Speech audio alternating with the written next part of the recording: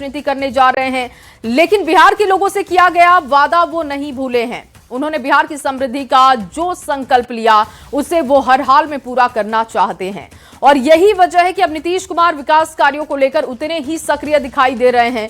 आज एक बार फिर से समृद्धि यात्रा पर निकल रहे हैं और सीएम की समृद्धि यात्रा का ये तीसरा चरण होगा, जिसकी शुरुआत सुपौल से होने जा रही है और आज सीएम मधेपुरा जाएंगे। सीएम की इस यात्रा में सीमांचल पर भी जोर रहेगा। 14 फरवरी तक कुल 10 जिलों की यात्रा सीएम करने वाले हैं, जिसकी तैयारियां आप देख रहे हैं अंतिम चरण में है। सीएम की समृद्धि यात्रा का यह तीसरा चरण जो कि आज से शुरू हो रहा है।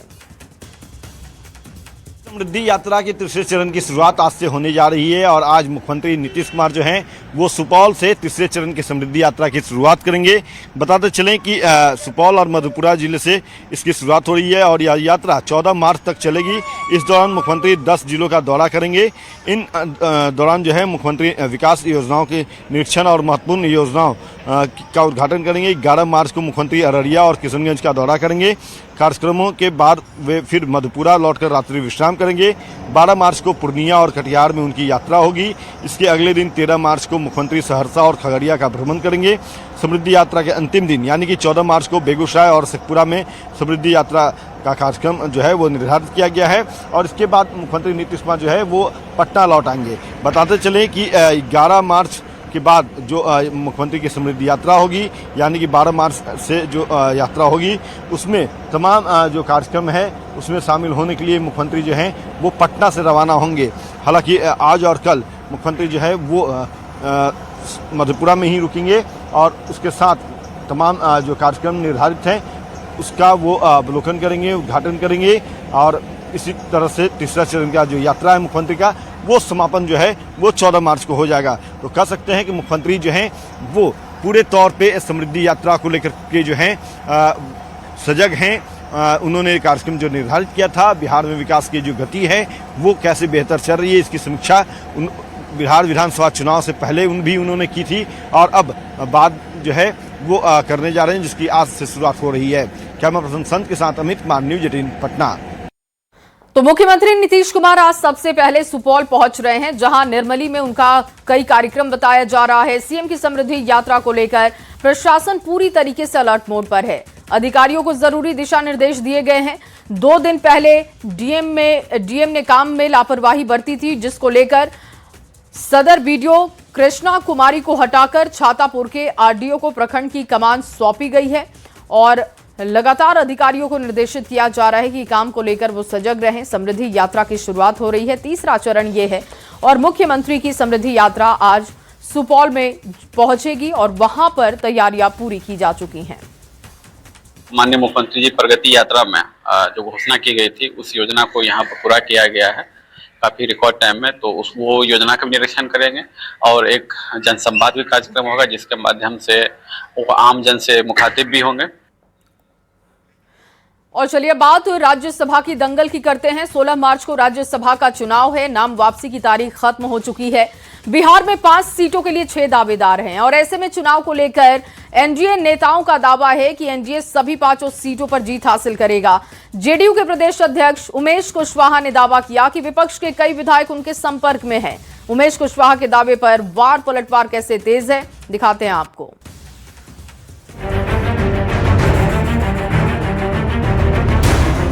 बिहार में राज्यसभा की 5 सीटें खाली हो रही हैं। खाली हो रही इन 5 सीटों पर चुनाव 16 मार्च को है, लेकिन जीत का दावा अभी से तेज हो चुका है। एनडीए ने सोच समझकर 5 उम्मीदवारों को खड़ा किया है और गारंटी है 5 एनडीए के उम्मीदवारों की जीत होगी सुनिश्चित। 202 विधायकों के समर्थन वाले एनडीए के नेताओं का दावा है कि वोट का गणित एनडीए के पक्ष में है। 100% हम 5 सीट जीतेंगे। जेडीयू के प्रदेश अध्यक्ष उमेश कुशवाहा तो यहाँ तक दावा कर रहे हैं कि विपक्ष के कई विधायक उनके संपर्क में हैं जो क्रॉस वोटिंग करेंगे। हम लोग के संपर्क में तमाम जो है कुछ विपक्ष के लोग भी हमारे जो है संपर्क में हैं। उमेश कुशवाहा के दावे पर सियासत बेहद तेज हो गई। जो लोग ये कह रहे हैं कि विपक्ष के विधायक संपर्क में हैं तो मुगालते में है, दिवा स्वप्न देख रहे हैं। आरजेडी और कांग्रेस के नेताओं ने पलटवार किया है और कहा सत्ता पक्ष के लोग मुगालते में हैं 16 मार्च को उन्हें पता चल जाएगा कौन किसके साथ है। ये तो आने वाला समय में बताएगा और हमारे सभी सम्मानित विधायक जो 6 हैं वो इंटैक्ट हैं। बता दें, बिहार में 5 सीटों पर राज्यसभा का चुनाव होने जा रहा है। बिहार विधानसभा में कुल 243 विधायक हैं। ऐसे में एक सीट पर जीत के लिए 41 विधायकों का समर्थन चाहिए। एनडीए के पास 202 विधायक हैं, यानी 4 सीट आसानी से एनडीए की झोली में जाती दिख रही है, जबकि 5वीं सीट के लिए उन्हें 3 वोट का जुगाड़ करना है। जबकि 35 विधायकों वाले महागठबंधन को 6 वोटों की दरकार होगी। ऐसे में दावे तो खूब किए जा रहे हैं, लेकिन देखना ये होगा कि राज्यसभा की 5वीं सीट किसके नाम होती है। न्यूज 18 के लिए पटना से आनंद अमृतराज और दिल्ली से अमितेश सिंह के साथ ब्यूरो। और चलिए बात निशांत कुमार की करेंगे। मुख्यमंत्री नीतीश कुमार के बेटे निशांत कुमार राजनीति में उतर चुके हैं। 8 मार्च को जेडीयू की सदस्यता लेने के बाद निशांत कुमार लगातार एक्टिव दिख रहे हैं। वो पार्टी के विधायकों नेताओं से मुलाकात कर रहे हैं, लगातार सार्वजनिक कार्यक्रम में पहुंच रहे हैं। जल्द ही वो बिहार के सभी 38 जिलों का दौरा भी करने वाले हैं। और ऐसे में निशांत कुमार को लेकर जेडीयू के युवा नेताओं ने मांग शुरू कर दी है। युवा नेताओं का कहना है कि बिहार की कमान निशांत कुमार को दे देनी चाहिए और इसी की मांग लगातार उठाई जा रही है। जेडीयू के आधिकारिक एक्स हैंडल से पिछले 2 दिनों से कई ऐसे पोस्ट सामने आ चुके हैं जिसमें निशांत कुमार को बिहार और बिहार की राजनीति का नया सितारा बताया जा रहा है। जेडीयू ने बिहार के विश्वास और उम्मीदों का नया प्रतीक निशांत को बताया है और पार्टी के नेताओं का मानना है कि निशांत कुमार की राजनीति में आते ही जेडीयू में नई ऊर्जा का संचार हुआ है और अब ये युवा जोश और नई सोच के साथ जेडीयू आगे बढ़ने को भी तैयार है। और ऐसे में निशांत कुमार को बिहार की कमान सौंपनी चाहिए।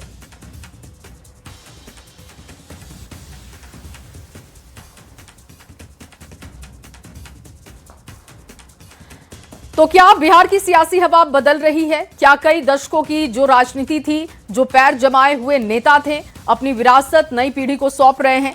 क्या आज की राजनीतिक पार्टियां भी युवा जोश के साथ आगे बढ़ने को तैयार है? ये सवाल इसलिए उठ रहे हैं क्योंकि हाल के दिनों में जिस तरीके से बिहार की राजनीति में बदलाव और प्रयोग देखने को मिला, वो कुछ ऐसे ही इशारे कर रहे हैं कि राजनीतिक नेतृत्व पर युवाओं के हाथ लगातार मजबूत होते जा रहे हैं। बात चाहे दुनिया की सबसे बड़ी पार्टी बीजेपी के सबसे युवा राष्ट्रीय अध्यक्ष की करें या फिर चिराग पासवान के नेतृत्व में शानदार प्रदर्शन कर रही एलजेपी आरबी की हो या फिर लालू प्रसाद के आरजेडी को आगे बढ़ा रहे तेजस्वी यादव की हो या फिर जेडीयू में नीतीश कुमार के बाद निशांत कुमार के नेतृत्व में दूसरी पीढ़ी तैयार करने की हो, सभी में युवा चेहरों का प्रयोग साफ देखने को मिल रहा है और सभी दलों का दावा है कि सबसे ज्यादा युवाओं का साथ उनकी पार्टी और उनके नेता को मिल रहा है। भारतीय जनता पार्टी ने युवाओं की आकांक्षाओं को समझते हुए बहुत पहले से पीढ़ी परिवर्तन की कवायद शुरू कर दी। हमारे यहां तो राष्ट्रीय अध्यक्ष ही 45 वर्ष की उम्र के हैं। दुनिया की सबसे बड़े राजनीतिक दल के राष्ट्रीय अध्यक्ष 45 वर्ष के युवा हैं। बिहार में हमारे उप मुख्यमंत्री लगभग 55 वर्ष के हैं।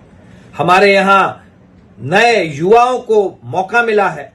भारतीय जनता पार्टी हर तरीके से अगली पीढ़ी को आगे लाने के लिए और युवाओं की आकांक्षाओं को पूरा करने के लिए कृत संकल्प है। बिहार का जर्रा जर्रा में बात व्याप्त है कि तेजस्वी यादव जी युवा वो नेतृत्व हैं जिनके नेतृत्व में 1,90,00,000 मतदाताओं ने भरोसा जताया और हर जाति, हर धर्म और हर मजहब के लोगों ने।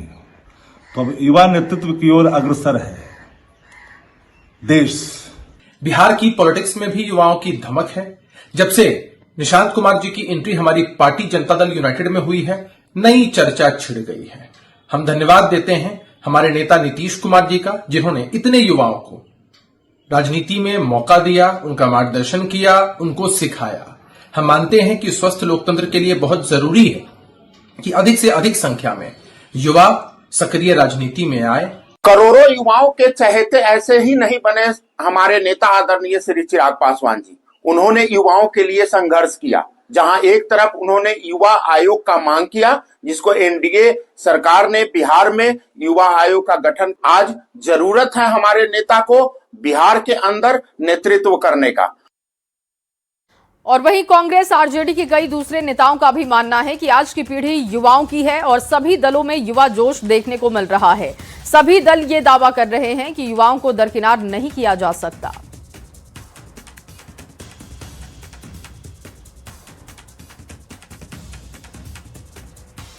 कोई भी दल हो, युवाओं को दरकिनार नहीं किया जा सकता। इसका इंपॉर्टेंस कितना है ये बिहार और देश की राजनीति में दिखने लगा है और आज तमाम दल जो है वो जेनजी को आगे जो है बढ़ा रहे हैं और ऐसा होना भी चाहिए, क्योंकि जिस हिसाब से राजनीतिक परिवर्तन का दौर चला है और उसमें जेनजी की भूमिका आगे आई है, तो बिहार और देश भी इस बात को समझ रहा है और हर जगह युवाओं की भागीदारी सुनिश्चित की जा रही है। बिहार के जेनजी, बिहार के छात्र नौजवान, वो श्री तेजस्वी यादव जी के दीवाने हैं, उनको पसंद करते हैं।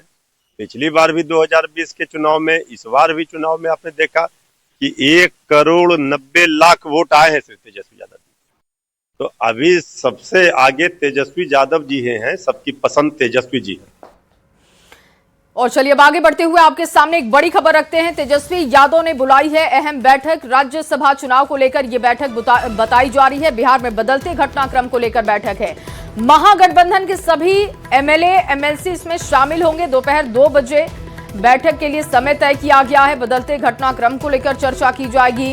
राज्यसभा चुनाव को लेकर यह बैठक बेहद अहम बताई जा रही है और बिहार में बदलते घटनाक्रम को लेकर भी चर्चा विपक्ष की तरफ से की जाएगी। महागठबंधन के सभी एमएलए और एमएलसी इसमें शामिल होने वाले हैं। दोपहर 2 बजे बैठक शुरू होगी, जिसकी जानकारी सामने आ रही है। अमित ज्यादा जानकारी के साथ जुड़ चुके हैं। अमित, 2 बजे महागठबंधन की तरफ से बैठक बुलाई गई है। क्या मुद्दे रह सकते हैं, किन बातों पर चर्चा हो सकती है इस बैठक में? देखिए, ये बैठक जो है वो वैसे तो राष्ट्रसभा चुनाव है उसको लेकर बुलाई गई है, लेकिन जो बिहार में बदलती राजनीतिक समीकरण है उसको देखते हुए भी यह बैठक जो है महत्वपूर्ण बताई जा रही है। क्योंकि राष्ट्रसभा चुनाव जो है वो 16 तारीख को होना है। 6 प्रत्याशी मैदान में उतरे हैं, 5 सीट है। तो ऐसे में जो 5वां सीट है उस पर आरजेडी से जो एडी सिंह है और आरएलएम से उपेंद्र कुशवाहा जो बीजेपी कोटे की जो सीट है उस पे वो चुनावी मैदान में है। तो जाहिर सी बात है कि जब 5वां सीट पे 2 उम्मीदवार है तो इसको लेकर के वोटिंग होगी। और जो दावा किया जा रहा है आरजेडी की तरफ से कि एडी सिंह जो है वो एनडीए के कुछ विधायक जो हैं वो उनके पाले में है। हालांकि इस बात को सीधे से उमेश कुशवाहा ने खारिज किया और उमेश कुशवाहा ने कल कहा, जब हमारे सहयोगी आनंद अमृता उनसे एक्सक्लूसिव बातचीत कर रहे थे तो उन्होंने कहा कि हमारे कोई विधायक उनके संपर्क में नहीं है, बल्कि आरजेडी के ही कई विधायक जो है वो हमारे संपर्क में हैं और वो जिस दिन वोटिंग होगी 16 तारीख को, तस्वीरें भी सबके सामने होगी। लेकिन आज इन सभी गतिविधियों के बीच जो है महत्वपूर्ण बैठक तेजस्वी यादव ने एक पोलो रोड अपने सरकारी आवास में बुलाया है, जिसमें विपक्ष के तमाम विधायक एमएलसी को मौजूद होना है। दोपहर 2 बजे से ये बैठक शुरुआत होगी और इस बैठक में क्या कुछ बातें आती है क्षण के, किस तरह से जो एडी सिंह है जो आरजेडी के उम्मीदवार हैं, विपक्ष के तमाम विधायक का समर्थन किस हद तक उन्हें प्राप्त होता है, क्योंकि एआईएम के बगैर ये जीत संभव नहीं है एडी सिंह का। तो ऐसे में एआईएम के जो विधायक हैं उनके तरफ से जो जानकारी मिली है, एआईएम ने तेजस्वी यादव के सामने एक शर्त रखा है कि बिहार में जो एक एमएलसी के सीट आएगा आरजेडी के पाले में वो उन्हें देना होगा और इसी शर्त पे वो एआईएम के जो विधायक हैं वो अपना समर्थन एडी सिंह को देंगे। तो जाहिर सी बात है कि यह चुनाव बेहद रोचक होने वाला है। क्रॉस वोटिंग की भी जो है वो दावे किए जा रहे हैं। हालांकि इसमें कितना दम होगा ये देखना महत्वपूर्ण होगा, लेकिन आज की बैठक जो है वो राष्ट्रसभा चुनाव में जीत सुनिश्चित करने को लेकर जाहिर तौर पर अमित, क्योंकि राज्यसभा का चुनाव बेहद अहम है और ऐसे में अपने सदस्यों को साथ के रखना भी बहुत जरूरत है। क्रॉस वोटिंग की जो चर्चाएं हो रही हैं या एनडीए की तरफ से दावा किया जा रहा है कि महागठबंधन के कई नेता एनडीए की तरफ है और वो आना भी चाहते हैं, राज्यसभा को लेकर भी वो वोटिंग कर देंगे, इस तरीके की चर्चाएं हैं। लेकिन जो बिहार में घटनाक्रम लगातार बदल रहे हैं, जाहिर तौर पर जब महागठबंधन के तमाम सदस्य यहां पर पहुंचेंगे बैठक के लिए तो इन मुद्दों को लेकर भी चर्चा की जाएगी कि अब विपक्ष किस तरीके की रणनीति बनाए सत्ता पक्ष के लिए। देखिए, निश्चित तौर पे चूंकि अब सरकार का स्वरूप बदलने वाला है, मुख्यमंत्री का चेहरा बदलने वाला है तो स्ट्रेटजी भी बदलनी होगी। अब तक जो तेजस्वी यादव हैं या तमाम विपक्ष जो है वो नीतीश कुमार को जो है आरोप हाथों लेकर के लगातार हमलावर था। आपको याद होगा कि 2020 का, 2025 का, 2024 का जो भी चुनाव रहे, 19 में लोकसभा का चुनाव रहे, सभी में तेजस्वी यादव ने मुख्यमंत्री को सीधा निशाना साधते हुए हमला किया था। थका हुआ मुख्यमंत्री बता रहे थे, यहाँ तक कि ये कह रहे थे कि 20 वर्षों में सरकार ने कुछ नहीं किया है। एक ही मुख्यमंत्री जो है वो बयान देते रहते हैं, कार्य योजनाएं जो है उसे मूर्त रूप नहीं दिया जा रहा है। तो जाहिर सी बात है कि जब मुख्यमंत्री का चेहरा बदलेगा, सरकार की स्वरूप बदलेगी, तो बयान भी बदलने होंगे, स्ट्रेटजी भी बदलनी होगी, विपक्ष को अपनी रणनीति जो है उसमें बदलाव करना होगा। और उसी के लिए ये बैठक जो है, ये बैठक उसके लिए भी महत्वपूर्ण मानी जा रही है, क्योंकि अब जब सरकार का गठन होगा, नई मंत्रिपरिषद की जो है स्वरूप तैयार किया जाएगा, नए मंत्रिमंडल जो है वो उसकी तस्वीर सामने आएगी। तो विपक्ष की प्लानिंग क्या होनी चाहिए, राज्यसभा चुनाव को लेकर इनकी क्या प्लानिंग है, उन तमाम मुद्दों पर चर्चा होगी। आगे भी आपसे अपडेट लेंगे अमित। फिलहाल के लिए आपका बहुत शुक्रिया तमाम जानकारी के लिए।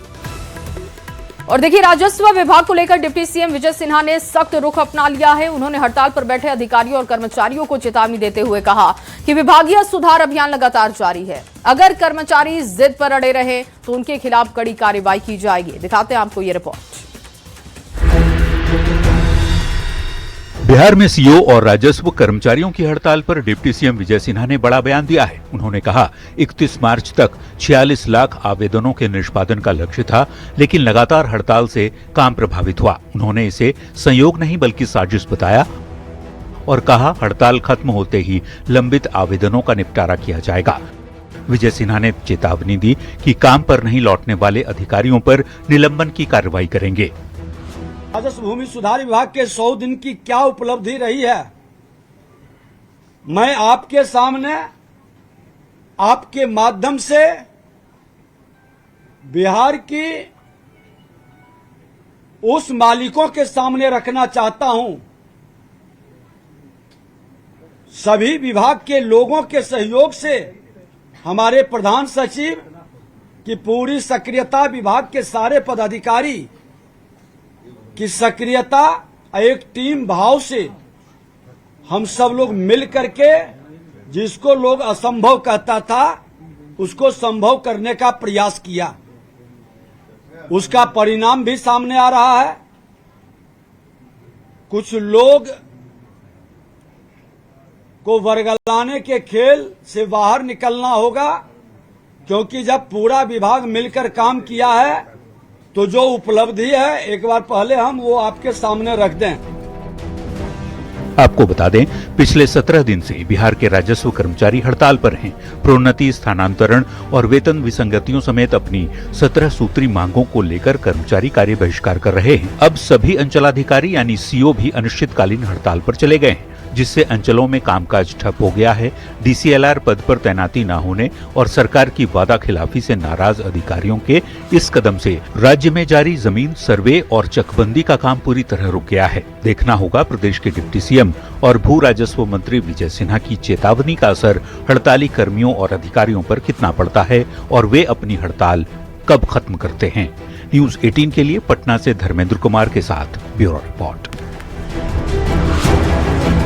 और चलिए अब आपके सामने एक बड़ी खबर रखते हैं मोतिहारी से। ये बड़ी खबर, 3 मंजिला मकान में आग लगने की जानकारी सामने आ रही है। ढाका बाजार के गांधी चौक पर आग लगी। गोदाम में ड्राई फ्रूट्स और हार्डवेयर का सामान था। शॉर्ट सर्किट से आग लगने की आशंका है। दमकल की गाड़ियों ने आग पर काबू पा लिया है। आग लगने से लाखों का सामान खाक हो चुका है। ये देखिए तस्वीरें आपके सामने रख रहे हैं। 25 से 30 लाख रुपए के नुकसान का आकलन अभी किया गया है।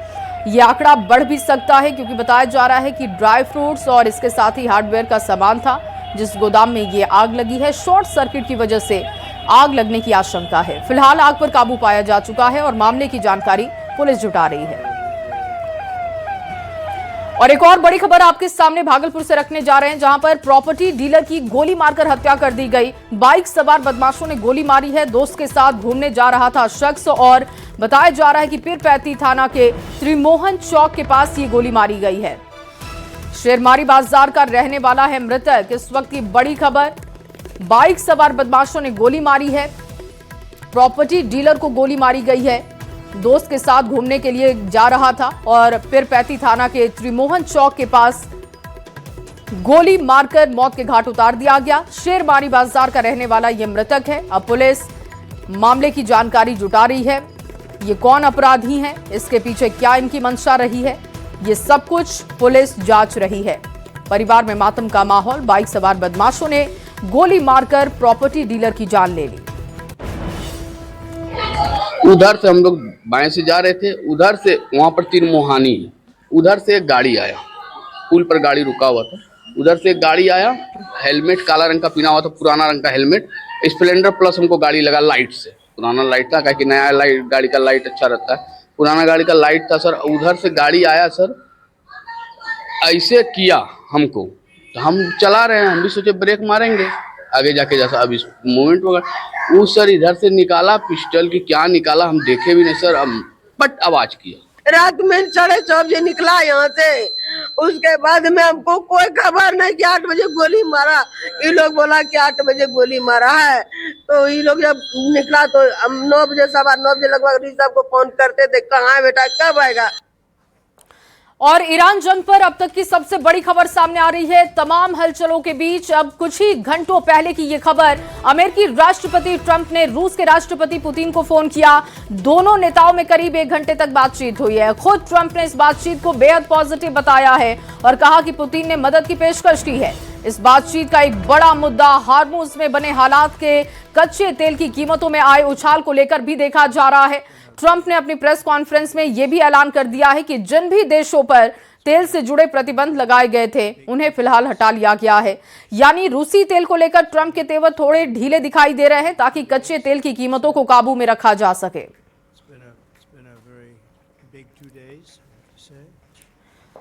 और इसी खबर के साथ इस बुलेटिन